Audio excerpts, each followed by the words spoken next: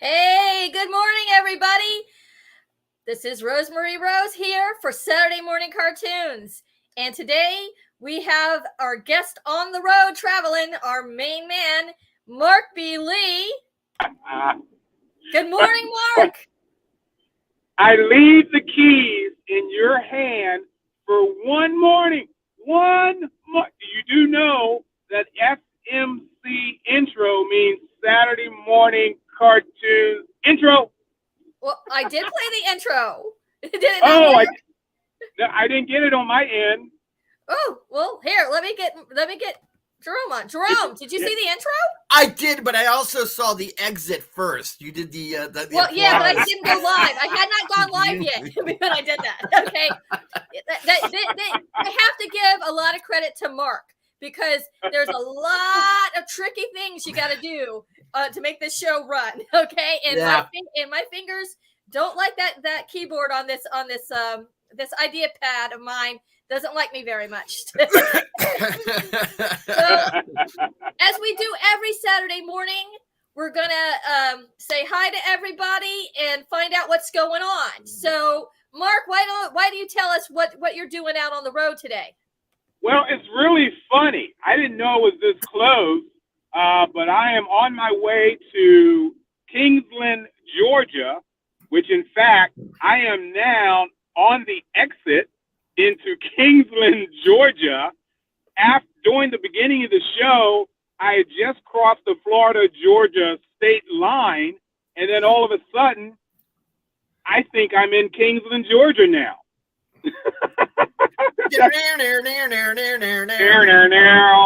Hey, I am seeing a lot of pecan places on the exit ramps here. So Mark's gonna go have pecan pie. Well, I had some almonds. I think that was what I was eating on the way up. But good morning, crew. This is Rose's show. I am on my way to Neutral Zone Studios, where on May 7th we will be using your mama. Anyway, you will be using these facilities to film a documentary we're going to be doing on the Enterprise launch with Gene Major and Jimmy Doohan later on this year. But I am actually doing a tour and investigation of the studios so we can set up our filming for May 7th. So good morning, Saturday Morning Cartoon crew. Hopefully you guys are on.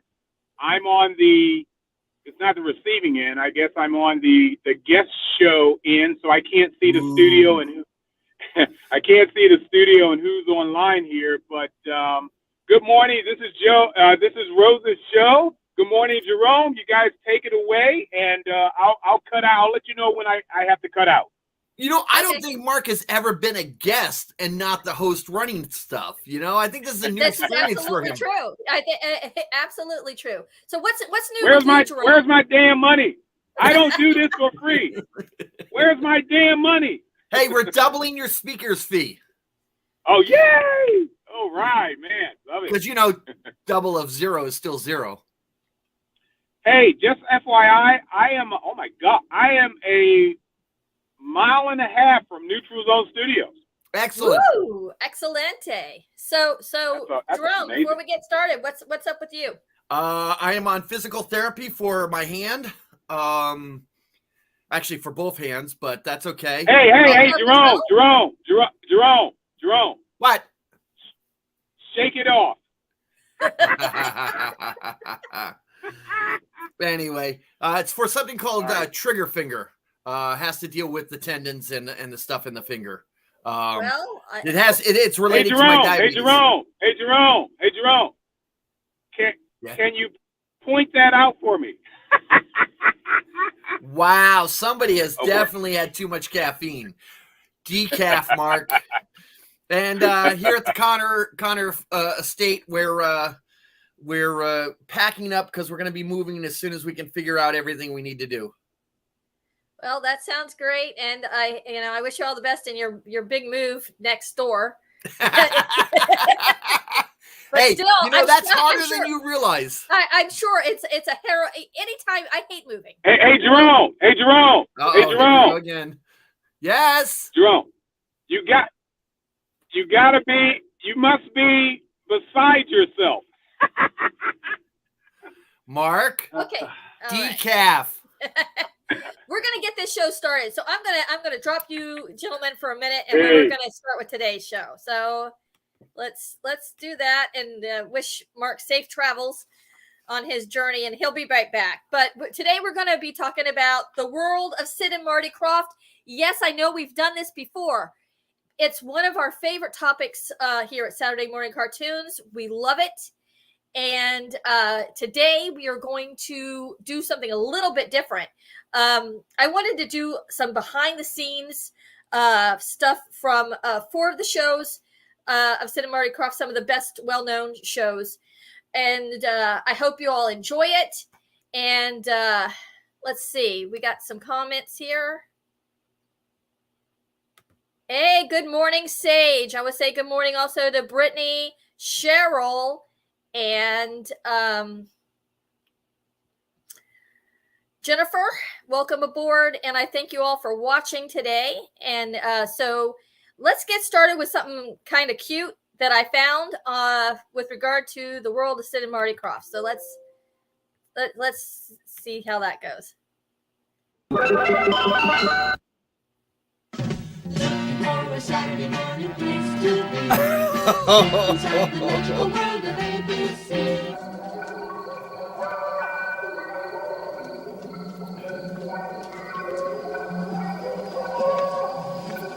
Hey. This looks like the evil force from the Pufnstuf show. Well, we haven't been through here before. Is this a way out? It's a shortcut. A little lizard glass. Oh, goodbye, honey. Hey, look, it's Witchy Poo. Well, it certainly ain't my cow. Well, the night's short anyway. Shall we be off, my dear? You know it when it gets Wait a minute, Mr. Voodoo. How are we going to get out of here without you? Make it. Witchikins and I have got to make up for lost time. Whoa. If you get in any trouble, just write us in care of the Odd Couple. My dear.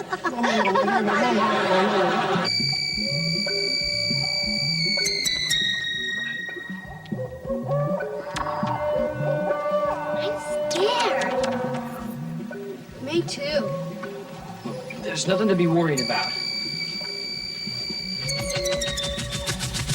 Should be a breeze finding our way out of here.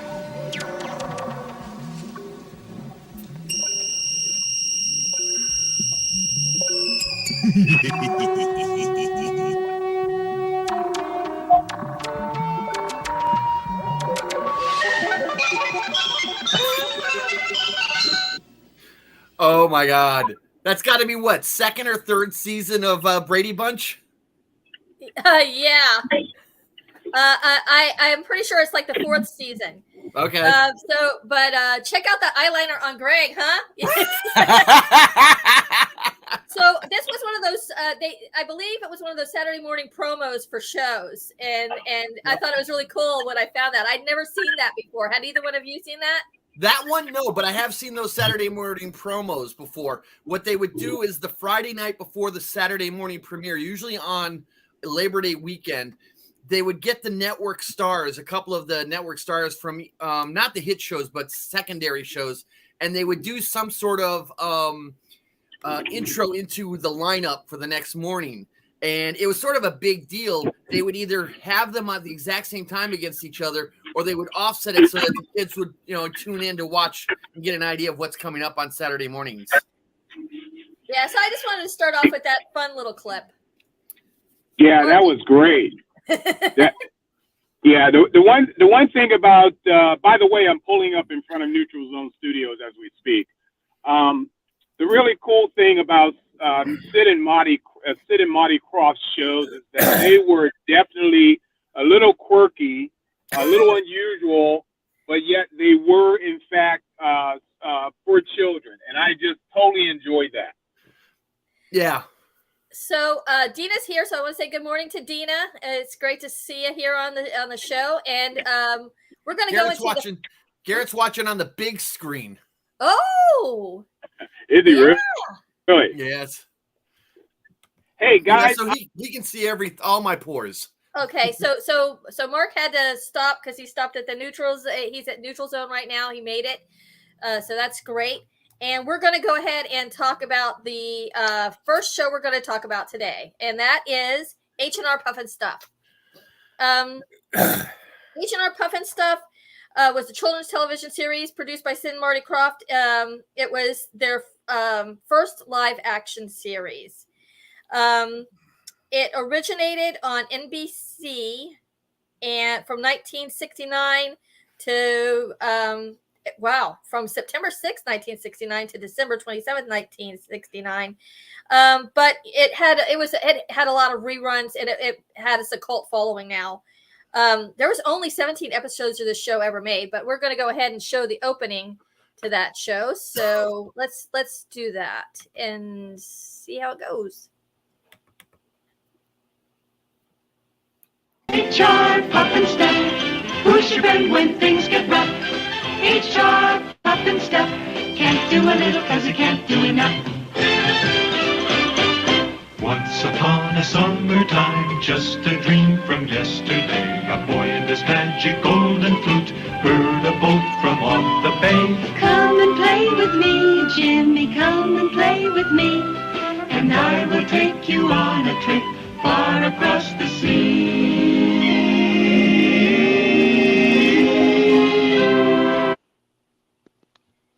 Uh-oh. It ended. My folks always taught me never to get into a strange living boat. Hey, guys, I'm chiming in to say goodbye. Have a good show. I'm in front of the studio, so I'll talk to you guys at the 3:00 show if you're around. Okay, sounds great. Have a good day, Mark. Bye. See you guys. Enjoy. Have fun. Thank you. Bye. Yeah, obviously he's got a living flute, which is not actually a flute, if you notice that. What is it exactly? It's a recorder. It's a recorder. If you look at it, look how he's playing it, right? And the way when you get the close up, the close up is a flute, but the way he plays it like a recorder. And the only reason I know about recorder is Gwen is currently learning the recorder at school. I hate that instrument. Oh, I'm glad they're still teaching it, though. I know that I never got to learn it, but I know that in a lot of public schools they used to teach it. So at least it's a starting point, Yep. So I've got a clip here. I've got an interview with Jack Wild that I wanted to share. Jack Wild, he played the main character, and he has a lot to say about the series. So I just want to go ahead and share that. I bet he does.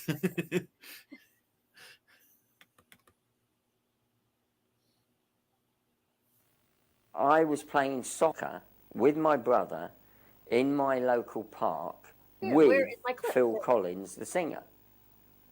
And his mother came to pick him up because he's only a year older than me. And his mother came to pick him up, saw me and Arthur, and suggested that we should join her children's agency to work on TV. And of course, because we didn't have any association with the business at all, we thought this lady's not well, she's insane, We couldn't understand it, but we thought it sounds fun of what she's talking about, so why don't we try it? What have we got to lose?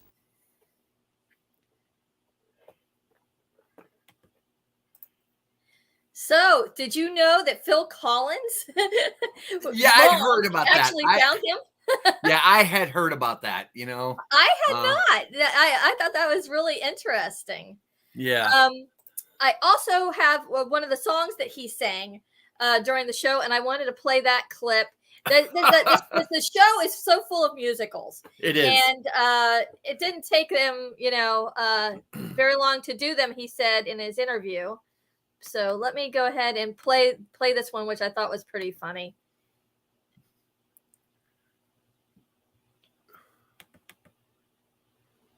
The act you've all been waiting for, our visiting guest stars, Jimmy and Freddie.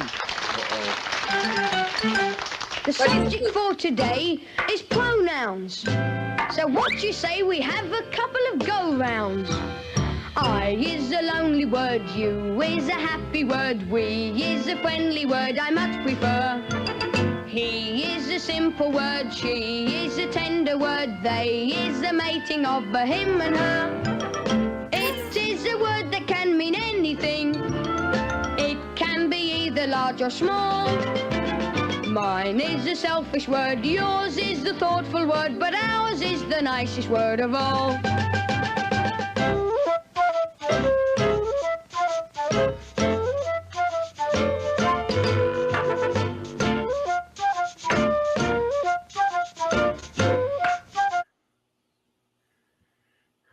Wow.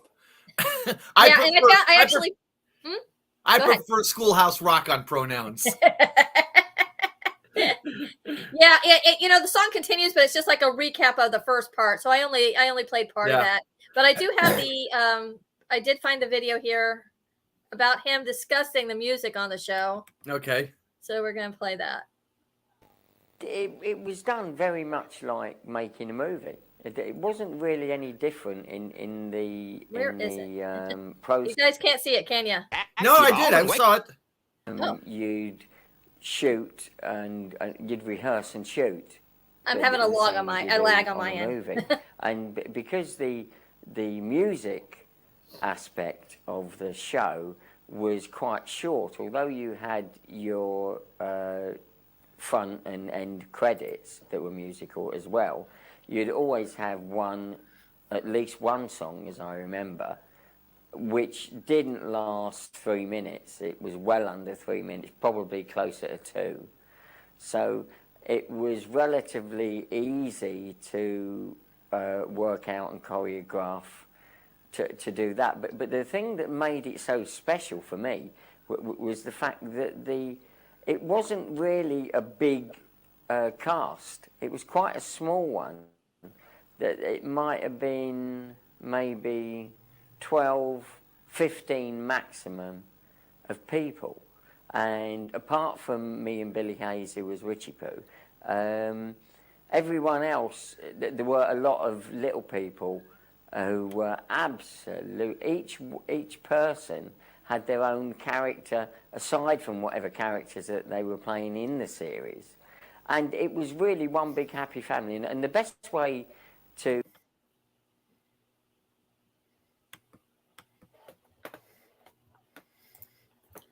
Are you still there? I think we're frozen. Yes, I am. Nope, I'm still here. Okay, I'm going to have to go out and get back in because this whole thing is frozen up. So let me try that. Sorry about that. Why don't you tell us some thoughts about the show, Walt? So what you saw was Jack Wild, who died back in 2006, I think it was, of oral cancer. Later in life, the poor guy suffered from severe alcoholism, which led to his diabetes. Really a tragic story of Jack Wild. But the show itself, 17 episodes, came along and quite frankly had an impact to this day that we're still talking about it. I was at the grocery store this morning and talking about this show, and I mentioned HR Pufnstuf, and this millennial actually knew what I was talking about, which was quite interesting.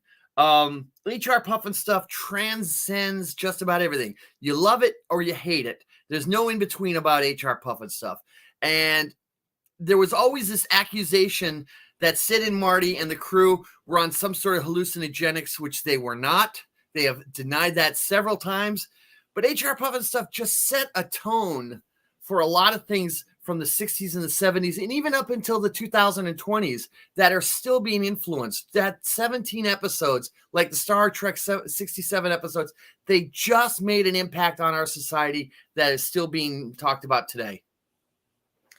So can you guys see me? Am I okay? Good to go. We always have these issues. Now I'm having the issues. Last week, Mark was having the issues. The whole thing froze up. How's the audio and the video sounding on this end? It's sounding good on this end.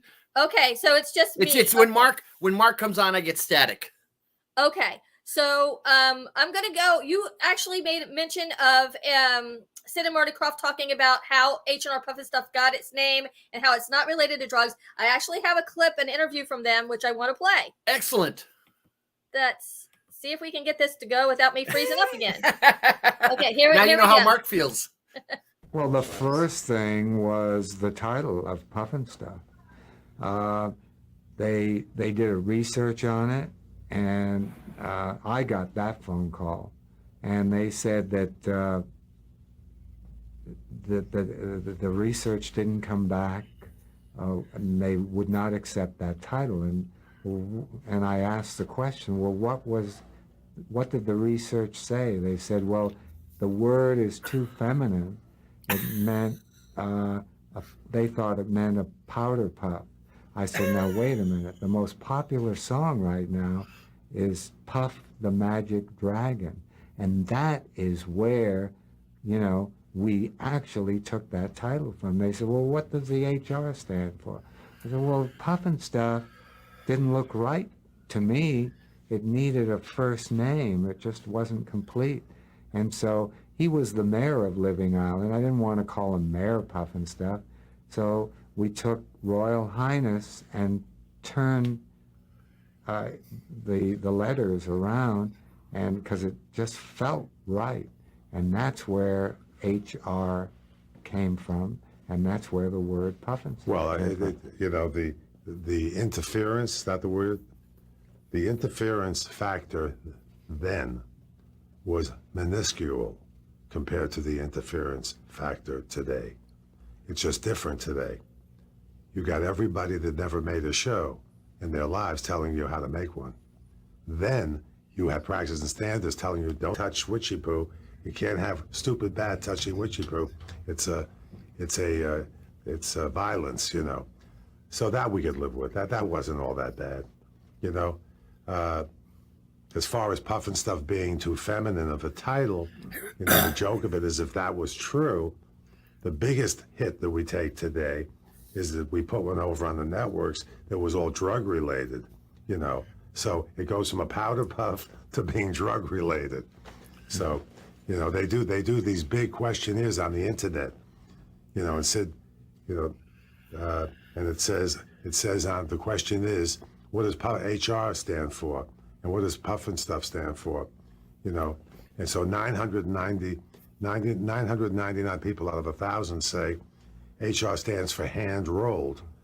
And one out of 1,000 is Sid Krofft that says Royal Highness backwards. So that's what goes on. But we'll say it one more time. You can't be involved with drugs while you're going to work every day and making shows that make sense. And we didn't, And again, it's if you've actually seen behind the scenes on how these shows actually are made, he's right. You cannot possibly be as high as people talk about. But boy, you got it all that stuff. People were wondering because it was such a psychedelic type of show. Oh, absolutely. Just want to say good morning to Willow. Hi, Willow. If you want to come on, I think I sent you a link if you want to come on and talk about the show. And even though we keep making jokes about how H&R Pufnstuf, they must have been smoking something. Apparently they weren't. I mean, they're living. They're saying nope, not happening. And they're still. I mean, they were right up until the end. They were still very active. And if you talk about the amount of stuff that the internet believed they were doing, there's no way those guys would have survived as long as they did. Yeah, but let's talk about the real star of the show. Witchy poo? Witchy Poo. I mean, come on. They dragged her out through. She did a guest appearance on Bewitched. Okay. Oh, yeah, that's true. She got her own show with the magician from Lidsville. Okay. Yep. She was in commercials. She made several denture commercials. No, that was Martha Race. Never mind. Oh yeah. Excuse me. But if you look at it, I mean, Witchy Poo is the one that stole the show. That in the Vroom Broom. Yes. Okay. And that was the thing that everybody loved. Everybody loved Witchy Poo. The theatrical movie that they released was revolved not around Jimmy and HR, but around Witchy Poo. Yeah. You know, and so she was without a doubt stole that show. You know? She really did. She really did. And she actually went on to do the next show that we're going to talk about, which is Lidsville. Yep. Yeah. And here's the thing about with Witchy Poo and with that, it could not have been done without Billy Hayes. Oh, absolutely. You know, she just so over the top acted that, and the body, the way she moved, without her, Witchy Poo would not be what we know today. You know? Yeah, that's so true. So we're going to go on to Lidsville, which is it was the show that followed H&R Pufnstuf. They also had the Boogaloos in 1970, but today we're going to focus on Lidsville. And this is a very kind of strange show, okay? I mean, say the very least. You think like, well, they weren't smoking something, but they come up with some really weird ideas. And actually, Sid Krofft actually has a story about how Lidsville came to be and how he got the idea for the show. So let's go ahead and talk about that. Let's see here. Here's the Lidsville. Lidsville. You know, I do a lot of my creating running down the beach. I run 9 miles every day. And I had all these running hats in my van. Each day I'd have another hat. And I always felt that hats had a personality, depending on how you felt, and it gave you a personality. And so that's where that idea came from, the land of hats. The land of hats. Yeah. The interesting thing about Lidsville is that, like, it already opens up with the show already him in this land. And the reason why is because they use the song in the opening to describe what happened. So I have part of the opening that I'm going to play for you now on this one. Lidsville. Lidsville is the kookiest.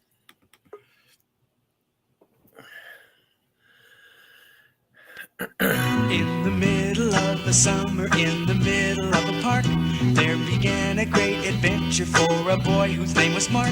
He had come to see the magic man along with all the children, and 'twas so began the day that Mark was never to forget. He performed all sorts of miracles, and Mark was so impressed that when the time arrived to go, he lagged behind the rest.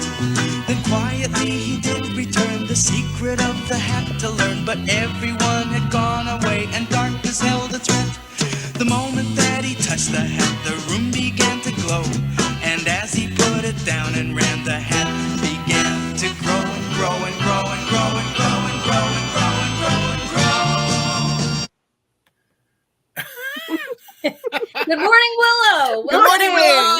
Hey, Willow. You know what was funny is what most people don't know is that scene where he's in the amusement park is the same amusement park where they filmed the opening to Banana Splits. Oh, really? Wasn't yes. that? I said in my notes it said it was Six Flags Over Texas where they filmed the opening. Really? Then yeah. they were very similar than back in the 60s because there was a lot of similarities in. I mean, that could be inaccurate because I get my information from Wikipedia, but but the other one was in Chicago, right? No, the Carolinas. Oh, okay. I'll have to go and research that to be sure, but I think it was the Carolinas. So Willow, what do you know about Lidsville? Not much, but I love listening to you. I love I love your guys' show. So I learn so much from you guys. You have got to go online and watch one episode of HR. Okay. You'll never you and it helps to be chemically enhanced. Well, I remember, like, okay, I was born in 82, so you young whippersnapper. Well, but it had to be on syndication somewhere on cable. I'm pretty sure I ran into it a couple times during my childhood. I know my mom and my aunt used to talk about it all the time. But see, HR, yeah. Lidsville, ironically, Lidsville had how many episodes? Lidsville actually had 17, the same as HR Right. Pufnstuf. But nobody really talks about Lidsville the way we talk about HR. You know, Lidsville was great. It had Charles Nelson Riley as Hoodoo, the magician. You know, he was the bad guy. Yeah, he was also the guy in the villain in Lidsville and the guy on the stage in the opening. Yeah, he was the magician who had the hat. Right. And it was actually pretty interesting that when they did the crossover between HR and Lidsville. Okay, so that they said that they were both in the same universe. And yes, that was fun watching that. Her and Witchy Poo interacting was hysterical. I love those episodes. But Lidsville was just, it was such, as a kid, it was kind of hard to figure out what was going on. That's why I never really watched it. That makeup job is actually really good. See, and there's the crossover. The genie. Yeah. Oh, that's right. That's the genie. That's right. And then that's the football helmets. And the young man is Butch Patrick, which was who did he play? Who was he famous for? I don't remember. Eddie Munster. Oh, that's right. That's right. Interesting. And I have an interview with him that I wanted to share. So let me find that real quick. Let's see here.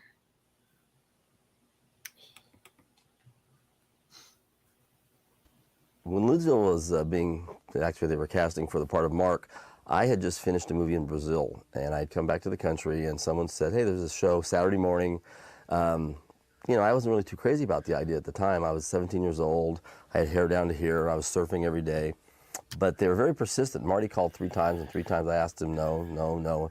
And finally he said, we made Jack Wilde a star. And I said, no, I said, the Artful Dodger made Jack Wilde a star. I go, but I do like Pufnstuf. So he asked me to come down to the factory, which I did. One thing led to another. But the Sid is actually who hired me. Sid took me out one day in his Corvette. We drove up Sunset Boulevard, and I go, oh, this is pretty cool, you know, and Sid was a nice guy. And we had lunch, and by the time we were done with lunch, I signed on the dotted line. And I figured it was 11 weeks, and it was going to be on in the morning, and I figured none of my friends would ever see it. That was my rationale. And then it turned into a 4-year hit, So one of the things that's interesting, what he says there, is the Artful Dodger was Oliver. They did a movie called Oliver, which won Oscars and all that. And he thinks that Jack Wilde became a star because of it as the Artful Dodger. The reality is he wasn't. He got noticed, but it was HR that made Jack Wilde famous to this day. Nobody remembers Oliver. Nobody even to this day watches it. No. I'm going to put you in your place, Mr. Jerome. Jerome.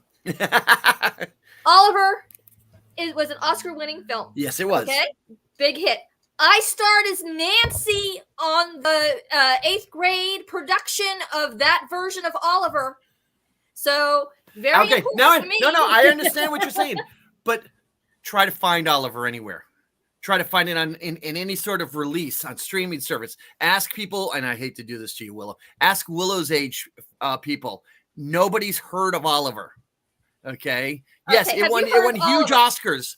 Okay. I'm not disagreeing with what you're saying, Rose, but it is not known today. It is a forgotten movie. People to this day could not tell you what Oliver was or is or anything about it other than, you know, there was something going on with more, please. May I have more? And that's about it. But so here we have, he was right, though. Jack Wilde became the star, not because of Oliver, though, because of HR, in my opinion. Okay. I froze up again. Can you hear me? Yes, we can. Okay, I'm gonna have to pop out. You two talk about okay, Lidsville. Oliver, the Oscar-winning film, and Lidsville some more. So let me pop out. So Willow, you've never heard of Lidsville?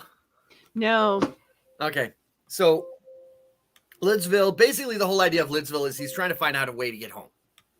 Okay, and there were some really interesting ways they did. They did the whole Jack and the Beanstalk thing, which was kind of funny. When he actually gets out of the hat near the top of it before he falls back in, the scene that he shows of him looking around is basically a helicopter's view of New York City. Oh, okay. So I'm thinking, yeah, the hat's that big. This concept of him going into the hat and going into a different world does sound very familiar, and I've known they've done it in many different shows. Oh yeah, it's basically the wormhole effect. He falls into a wormhole into another universe. But you notice the flying top hat there that Hoodoo had. He got some sort of genie, and I don't remember how he got the genie, which was later played by Billy Hayes. Not as popular as Witchy Pooh for obvious reasons. I don't think she was trying to upstage Charles Nelson Riley. Charles Nelson Riley had been a known comic actor, but for these types of show things, he really got long-term fame out of that, more so than some of the other stuff he did. Do you guys still see me? Am I yes, still here? We can. Yes, we can. I have an interview with Billy Hayes talking about the difference between playing Witchy Pooh and playing the genie. So I'm going to go ahead and see if I can play that. If I can get into it.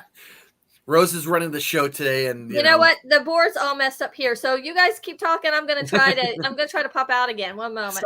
So the all the different hats would have different personalities to match their hats. Okay. So the helmets were all jocks, and the obvious jock thing. You'd have the fire department, so you had the fire hat, the helmet that everybody knows. The police had the police hat. Which was funny was the military. They actually had a military, and it was this general, and it had like millions of stars all over it. You look at it going, let's just go to an extreme. So they, so there was always that. They lived in hats, which is kind of creepy in a weird sort of way if you think about it. But this is a strange show. I just said, I didn't really watch it all that much. 71. There were other shows like the Super Friends on. There was Scooby on. This just didn't get the respect that it probably deserved. There was quite a few drug-induced children's shows, even in the 80s. So. No drugs were used on this, though. So Willow's in a 3-ring circus today. Yeah. So, there's so many jokes about cats at this point. So he's really needy right now. Yeah, so. Oh yeah. And, there's our Rose. Hello again, everyone. Okay. I am going to try. See, this show wouldn't be our show without some sort of technical problem. Okay. It's sort of our signature issue here.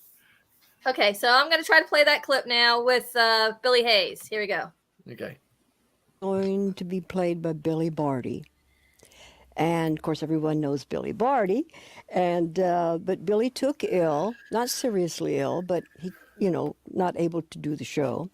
And so Sid Marty called me and said, "Billy, would you mind doing the genie?" And I said, "Okay." I said, "But I've never done a genie." Well, you're locked up. Oh, and she's gone again. So Billy Hayes was the basically the star of all of these types of shows. She stole the show from just about everybody that she was on. Can you still hear us, Willow? Yeah, I hear you. Okay, because you lost your background. Yeah, I did that because so that you guys can see. Hey, did you guys lose the clip? Did the clip play even? It played partially, and then it stopped after a few minutes. I don't know what's going on. So let me try it again and see what happens here. As I have it, I just don't know what's going on here. Going to be played by Billy Barty. And of course, everyone knows Billy Barty.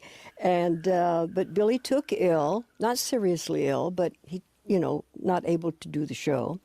And so Sid and Marty called me and said, Billy, would you mind doing the genie?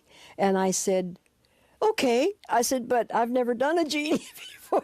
Well, I'd never done a witch before either, so whatever. And that's how I got Lidsville. Comparing the genie to Witchy Poo. Well, first of all, if you ask Witchy Poo that, she'd say nothing compares to her. You know, Witchy Poo had that ego, you know what I'm saying?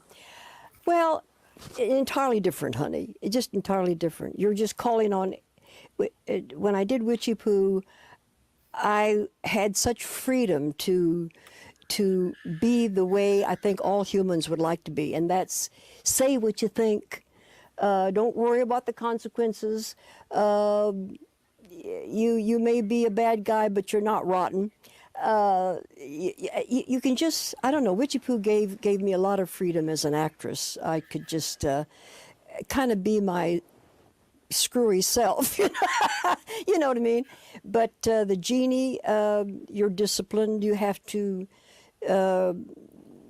remember that the genie represents a whole different thing than Witchy Poo would. And the children look at the genie. The genie represents something different to children. When they look at Witchy Poo, that's a whole different ball game, you know. So it was an interesting thing to do, though, that role right after Witchy Poo, because you really had to pull yourself in, you know what I mean? And well, whatever. But that's the difference. One is a disciplined role, and the other. So that was Billy Hayes. The late great Billy Hayes. I really thought I think she really enjoyed playing Witchy Poo more. What do you think? Oh, without a doubt. Witchy Poo, though, the only thing that I could see the problem she had with Witchy Poo was the amount of makeup she had to put on. Yeah. And my understanding was also her costume was pretty heavy, weight-wise. Really? You know? Well, you look at all the clothes that she's wearing. She's got this hat. She's got the clothes. You look at the genie. The genie is very a Mid-Eastern style with the pant. I mean, you look at the costuming, and you can tell that one's a lot more layered and heavier than the other. But it had to have been the makeup had to have been a problem, you know, just simply because of the amount of it. But yeah, Witchy Poo. Everybody loves Witchy Poo. You know, the genie. True. The genie. Nobody can remember the genie very much. Yeah, because Lidsville isn't played, even though it's still the same 17 episodes. You know, I never saw it until we started talking about it on the show. So, but you know, I thought it was pretty cool. You know, Butch Patrick grew into a nice looking young man. And so we're going to move on to the next Sid Marty Krofft show we're going to talk about, which is Sigmund and the Sea Monsters. And Sigmund and the Sea Monsters was an American children's television series that aired from 1973 to 1975. And it ended up being syndicated, which is probably how I saw it, because I was like really young when it first aired. And it became part of the Krofft Superstars show. Yep. This show centered on two brothers by the name of Johnny and Scott Stewart, who meet a sea monster. And I have the opening for that. If it'll play and if we don't get frozen again. So let's take a look and see.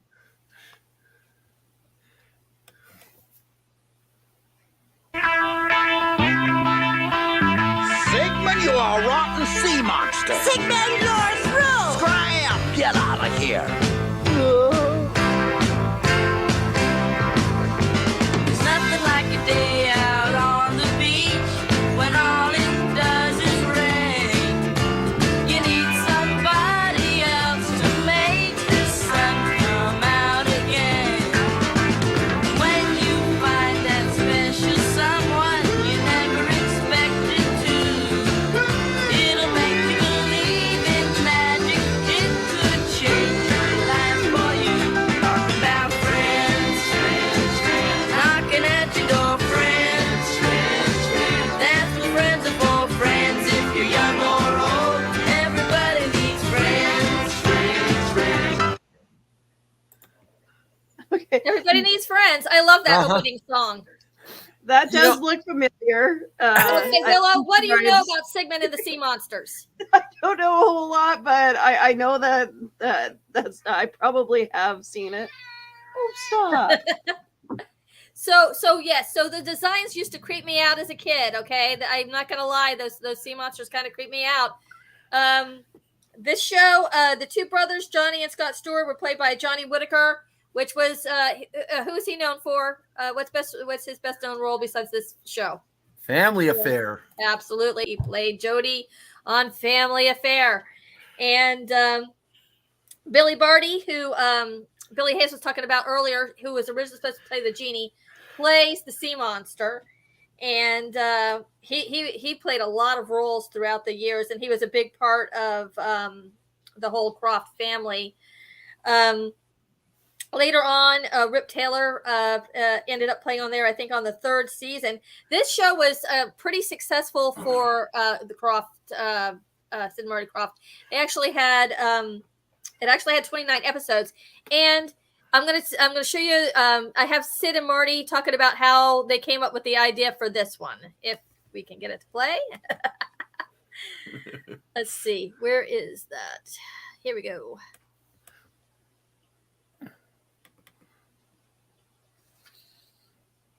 Well, that was something that actually happened to me in La Jolla. I was down at the beach with a friend of mine, and we found this strange piece of seaweed that I had never seen before. Wanted to bring it back to LA, because nobody would believe it, you know. And then in driving back to LA with my friend, I said, my God, we were like two little kids playing on the sand with this piece of seaweed. I mean, wouldn't it be a great concept for two kids to hide out a sea monster?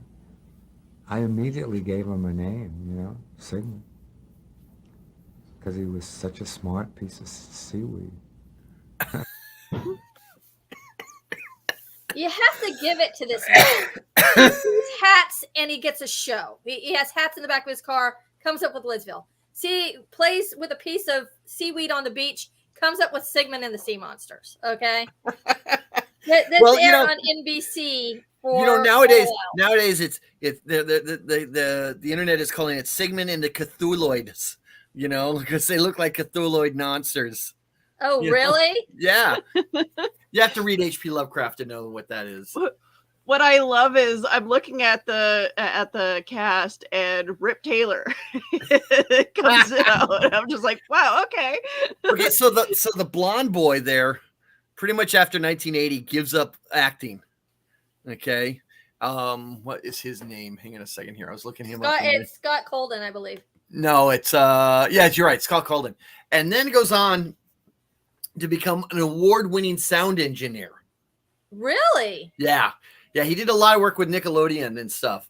But I mean, I love the fact that he stayed in the business, but he went behind the scenes, and apparently he's really, really good. Really? You know? Yeah. So that's good to see. I'm glad to see, because child actors have it rough, you know, when they try to transition to adults, and not all of them can do it. And the fact that he went on to do something else. Wait a second. My wife has just gotten up, and quite frankly, she hasn't had her coffee yet. You know, Hicksville and HR Pufnstuf absolutely suck. She's not a fan, as you might have noticed. Well, there's a lot of fans out there, though. I mean, it has these shows have such a cult following. Oh, they do. It aired from September 8th, 1973 to October 18th, 1975. And go ahead. No, I was going to ask you if you know about second season. Oh, what about the second season? Okay, so in the filming of the first episode of the second season, one of the lights on the set dropped. Go ahead. I actually have an interview about that. Well then, how wonderful transition. That is a great intro to this. I found this, and I did not know what happened, but Johnny Whitaker went on an interview and discussed what happened next on this. So let's go ahead and play this, because I thought this was like really insightful. I was pretty shocked. talk with Johnny Whitaker about Sigmund and the Sea Monsters, for one thing. And, of course, you people made worldwide headlines when the studio burned down. I guess that's not a good way to be remembered, though, is it? Well, that was our first day back in production that happened, and it was really bad. Did they ever find out what happened, Johnny? Well, I talked to one of the fire chiefs, and he says that he thinks it started in the roof with faulty wiring. Yeah, but it actually started in the cave part. Well, did it not? no, not the cave? because he said that he doesn't think that it could have gone. See, in 70 seconds, the roof had caved in. Wow. Where were you at the time? Well, I happened to have been across the street. Well, see, there was the stage here, and they had another stage on the other side, and they had the editing rooms. I was having school up in the buildings, up on the second floor. Classes, you mean? Right. Yeah. With Scott Colden, who plays my brother in the show. Yeah, because people forget you people have to go to school and work. Right. And so I heard a large boom. I looked around, and the door, the stage door, just fell. You know, and then have you ever seen a kiln when it was burning, when you open it and the fire just comes like this? And that's what it did. It just blew out and came up like that. And then in 70 seconds, I heard another crash, and there came the roof. Was it an explosion then? Or do they don't It know? wasn't an explosion. It started, this is what the fire chief told me when I went there, that it started with what he thinks, faulty wiring up in the roof, and the roof started to cinders coming down from the roof.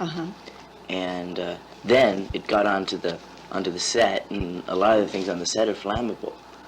And So what have they done now? They've rebuilt the whole thing? right, we built the whole set, and we're over in General Service Studios now, where they used to make the old Donald O'Connor show with Sidney Miller and all that. Yeah, yeah.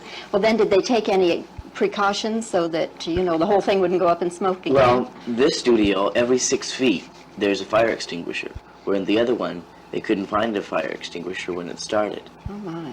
But anyway, you can see all these pipes, and all of them carry water, so it's a very watertight, I guess you could say. You know, there's a lot of water in there, and fire retardant in case there is ever a fire. Yeah. But we don't, you know, we've already had our fire, so we don't have to worry about another one. I hope for your sake. I hope for your But sake. they did make the caves out of plaster this time, instead of out of styrofoam. But my feeling is that it really didn't start because of the styrofoam. I mean, you know, that was you know, after a bunch of pressure got onto it. After you know it got on there, then you know everything burns if it gets a certain temperature, even things that are inflammable. Right, right. Can we say pyromaniac? No, like I said, later on they've done investigations and interviews, and it was actually a hot lamp fell and caused it. Oh, okay. Not wiring. But he is right about how unsafe the studio was. That was a notorious issue that they had in studios for years until this fire happened. And then they got real serious about fire prevention on sets. Okay. Yeah, So I found that very enlightening. I never knew that had happened until I started doing research. For Yeah, I remember when it happened. I wasn't thinking about Sid and Marty at the time. I was thinking about, because of the way it burnt down a lot of classic sets, and it also got into the library, so they lost a lot of films, you know. So it was just a major disaster. It's just lucky the boys weren't on the set at the time, because God knows, what could have happened, man. Exactly. So that was very fortunate for them. So that show, it ran 29 episodes. And so now we're going to go on to the final show that we're going to discuss today from Sid and Marty Krofft, probably their best, most famous, longest running series from, and that is Land of the Lost. Yep. So, Willow, what do you know about Land of the Lost? I've seen a couple episodes, and I can understand why it was so popular back then. So, yeah. And I know that some of the actors do still do like convention appearances. So I have a clip here. So let's see what we've got here. I wanted to share with you. Let's start off with the opening, because everybody loves that. And I've got a partial opening here. Marshall, Will, and Holly on a routine expedition. Mark always thinking Mark knows all the greatest earthquake ever known.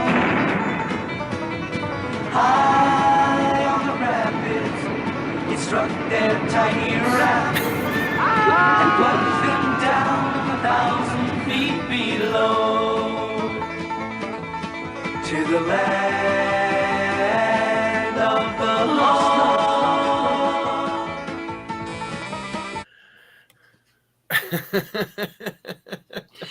They have like the most catchiest tunes when it comes to these shows, though. Yeah. I do have to admit. So this was a live action show mixed with stop motion animation dinosaurs. And it aired from 1974 to 1976 on NBC, but for some reason I saw it on CBS, which I think ended up buying it and they own it now. Starring Spencer Milligan, Wesley Ure, I think that's how you say his name, Kathy Coleman, and Philip Pomeo and Ron Harper. And I have Sid and Marty talking about how they mixed together both the live animation and the stop motion animation. So let me find that clip here. That is, here we go. What was interesting about that is all the dinosaurs were done in stop motion on film, and the show was shot on tape. And to try and marry the film to tape was an impossible feat. Even Disney came in to try and help us accomplish that. And we really thought, after we started the first episode, that it was going to be impossible to even do the series, because we had a huge problem putting the two together, because most of the show was shot in front of a blue screen. And the actors never really knew or saw all the effects or even the scenery behind them. We were going into an area that no one had tried before, marrying the tape and the film. So we were a little prehistoric, when we did all this stuff, and it worked out in the end. When people get so excited and impressed of what my brother and myself have done, and I don't see it that way. I just, I'm having a good time. I can't believe that I get paid for this nonsense that I come up with. And it's amazing, it's just amazing.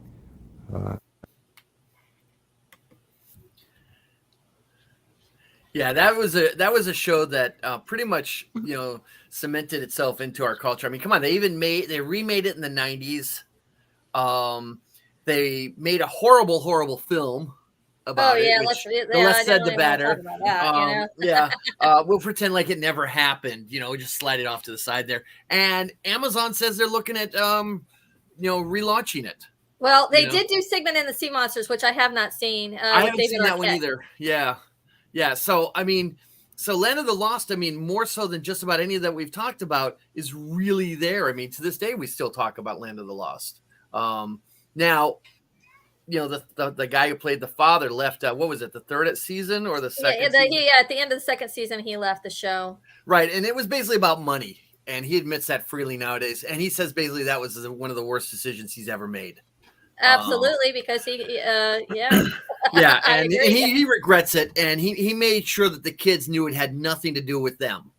He was, they were very good with the kids, about that. He was really tight with them, from what I've read. So, well, that's cool. There's a little trivia note about this show. So you remember the Slee Stack? Yes. Do you know who created the Slee Stack? No. He also created these little fuzzy creatures on Star Trek. Oh, Tribbles. David Gerald created the Slee Stack. And quite frankly, he doesn't get enough credit for that. David Gerald created the Slee Stack, and the entire storyline with that, and there was to be more. There was to be a lot more about the Slee Stack if they had gone on to a fourth season. So, but cool. Yeah, I always thought it funny that they're so afraid of the Slee Stack, and yet these Slee Stacks are so slow moving. I'm like going, are you kidding Oh. me?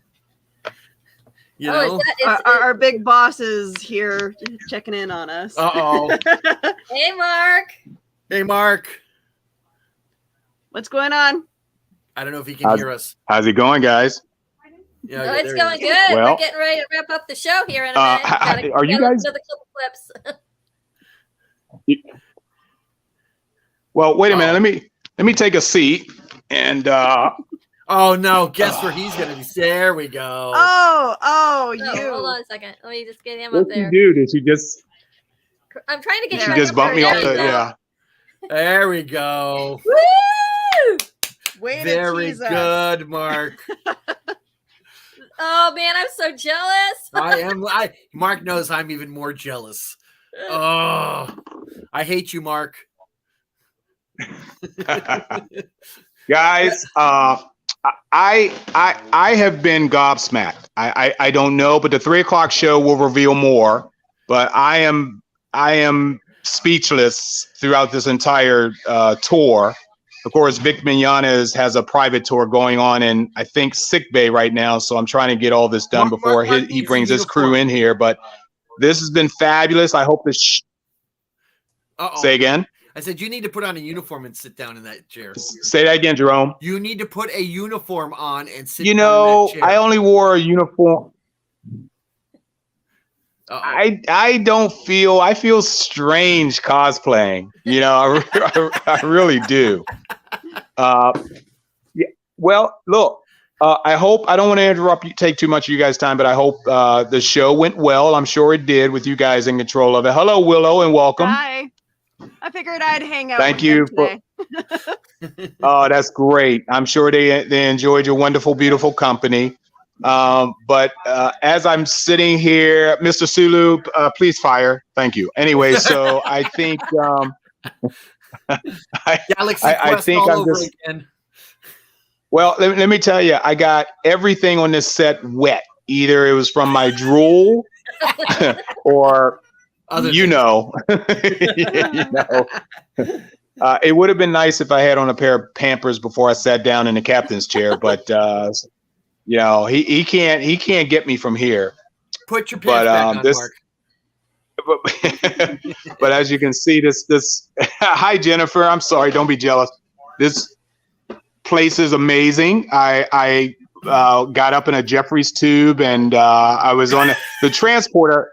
The transporter room is what made me tear up the most, but I saw the bridge last and I'm like, this is just phenomenal. If you guys can, you know, see all of this, it's just fantabulous. That is amazing. And if I go over here to Mr. Spock's station, I don't know how he does this stuff because I can't understand a damn bulb.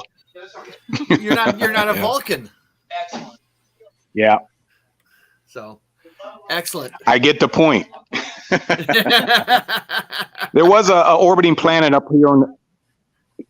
There was an orbiting planet up here on the view screen for a little while, but I'm gonna tone off down and get off. And thank you guys so much for doing the show today. I'll have a lot more to talk about at 3 o'clock. So just come back if you can. Okay. Hey. All right. Good job, Rose. I love you, sweetheart. Good job. Thank you so much. See you later, Mark. See you guys. Bye-bye. Bye. Yeah, this is why we hate Mark. You know? But everybody tune in today at 3 p.m. EST if you want to see more of that stuff, because that's going to be awesome. I hope I get to see some of it myself. Land of the Lost, though. Yeah, go ahead about what you were saying, Land of Lost. Yeah, Land of the Lost. I do have one more clip I wanted to play, which is yes, What was Captain interesting Coleman about and that is all the what's his name, dinosaurs Wesley?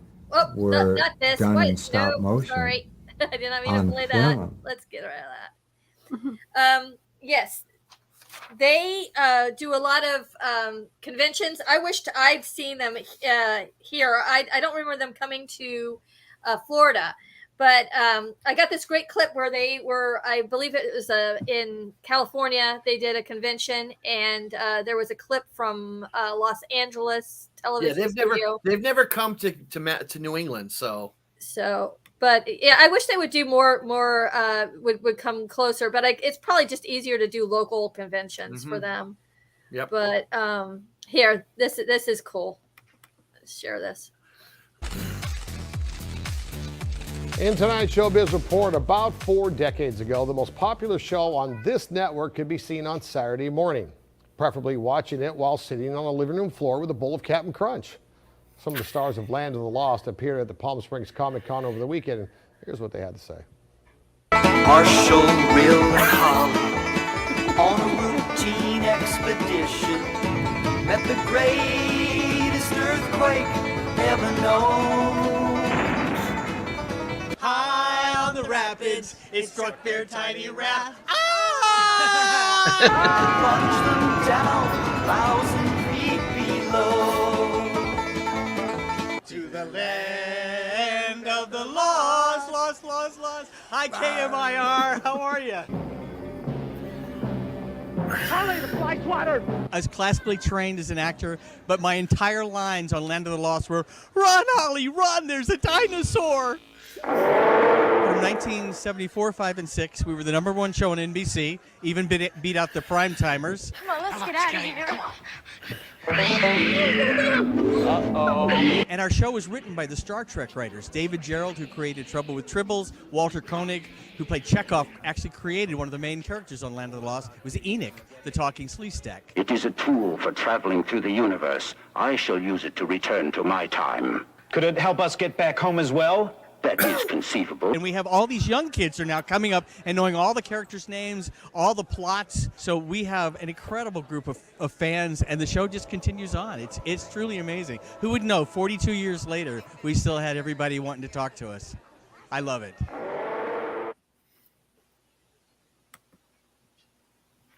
That's cool. Yeah, and like I said, this is, a huge hit. And here you are, like you said, how many years later are we still talking about it? And it's amazing what nostalgia does to you. Well, it's not just nostalgia, but it was also though it was really well written, and they actually had a Bible as to how the universe worked and everything else. So it had some internal consistency, unlike a lot of the kids' shows had. Okay. There was my understanding they even had an actual map in the writer's room. Okay. Because in one episode they talk about how the dinosaurs are defending certain territories, and you can see how that worked out, and they stayed true to that throughout the show. And so again, this was one of those, we're not going to talk down to the kids, That's awesome. And that was one of the strengths of that show, So is there a working fan theory that Star Trek and Land of the Lost are? No, there's no working fan theory on that. It's just that Koenig and David Gerrold needed jobs. Koenig was really trying to get out from the Chekhov thing, and so he explored writing. He later wrote some of the Star Trek, a really good Star Trek animated episode because he couldn't get the voice acting on that. He did some other work for writing for television. He's written some novels, and then he got into some of the B movies, So that's it for the show today for the world of Sid Marty Krofft. I hope you all enjoyed it. Jerome, thank you for being on. Yeah, you're proud of him. I'm always here. Thank you guys for inviting me on. Yeah, Willow, we're always glad to see you. Listen, guys, if anybody ever wants to come on and do a show, we welcome you. If you have ideas, please let us know. You can email us at thecartooncrew@gmail.com. That's the cartoon with a K, by the way, guys. And we're here usually every Saturday at 9 a.m. Eastern Standard Time. Yeah, and we may have some potential guests from the industry coming on to talk to us. So we're going to end with a couple of station reminders, and here's one of them right now. I'm GW Pomacher. I'm Dina Marie. I'm Sage Ia. I'm Thomas Carter Rochester. Hey, I'm David Thompson. Hi, I'm Kevin. And I'm Mia. Hi, I'm Mark. Hey there, this is Dave Adams. Hi, I'm Rosemary Rose. Jerome Conner here. Hey guys, it's Josh Bauer. Willow Schuyler. I'm Cosplay Michael. I'm Brian. It's your boy Country. I'm Ryan Permison. And I'd like to ask you guys, Please subscribe. Please subscribe. please subscribe. Please subscribe. Please subscribe. Please subscribe. Please Subscribe. subscribe. Subscribe. Subscribe. Please subscribe to HWWS Web TV. Great bunch of people. and don't forget to smash the bell. Ring that bell. Smash that bell. Hit that bell. Hit the bell to be notified. Hit the bell to get notified of new shows. And videos. You're going to want to do that, so do that soon. So we can cross that 20,000 mark. And get us to 100,000 subscribers To 1 million and 10 million and 100 million. on HWWS. Web TV. You'll really like it. I guarantee it. Thank you.